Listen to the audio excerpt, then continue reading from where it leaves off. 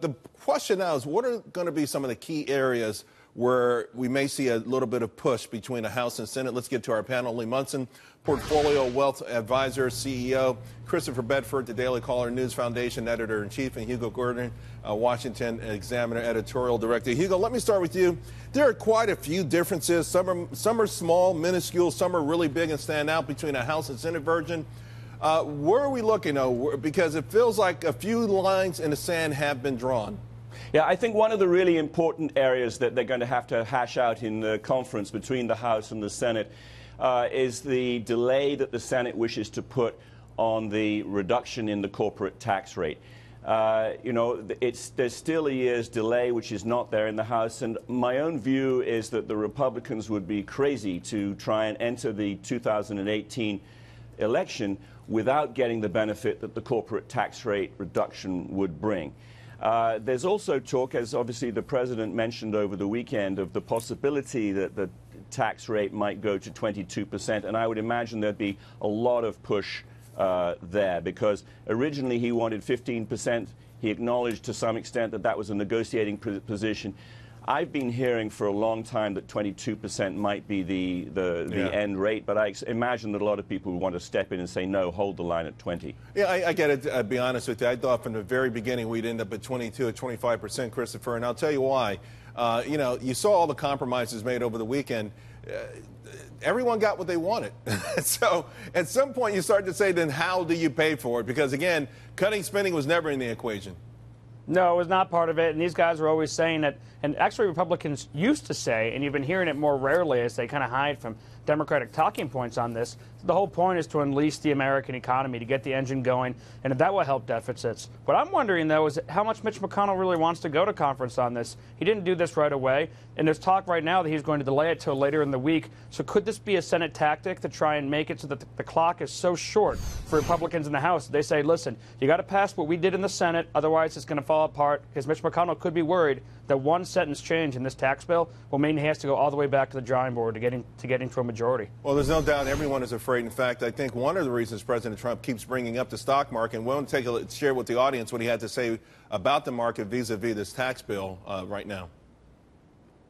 The stock market, I think, is going to have a very big day based on the massive tax cuts that we're very much in the process of getting approved. But based on the vote we had last week, the stock market has been reacting unbelievably well. All right, I want to bring in Lee on this. Lee, the stock market as something of not just a harbinger of things to come, but as something of a barometer on how well the House is doing and the Republicans are doing, because obviously Wall Street wants this tax bill. They want it. And you know what? 22, 20%, 4 brackets, 7 brackets, that's not really the issue. I do think that we have a serious issue about whether or not we do this corporate tax relief in 2019 versus 2018. That bothers me because you don't want to have that tax relief too late in the cycle. But I have to tell you, there's going to be some angry people. I've been in New York all day. AMT is staying in, not getting rid of.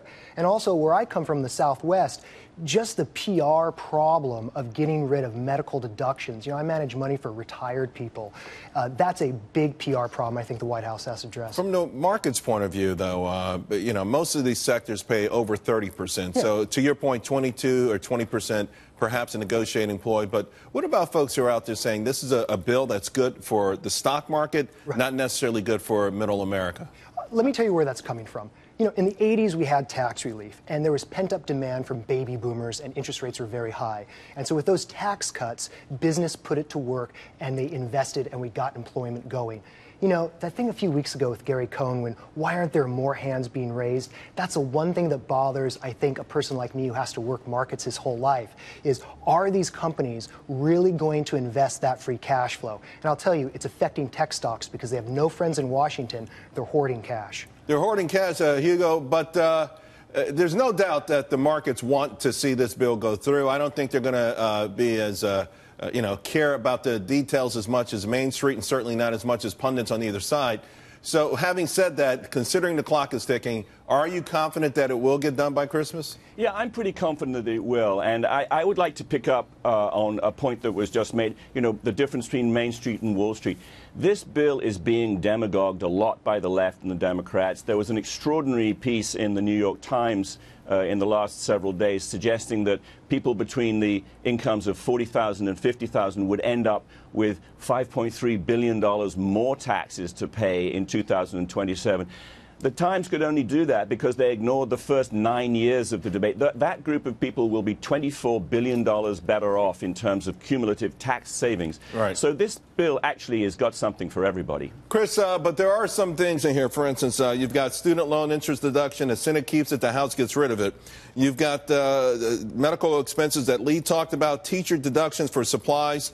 The Senate doubles it to $500. The House eliminates it. These sound like small numbers, but they make for big headlines. They make for big headlines. And another one that's come out is the Senate saying the death tax. When they said that they were just going to raise the cap on the death tax, which most Republicans would call immoral, and then they were going to bring it right back down.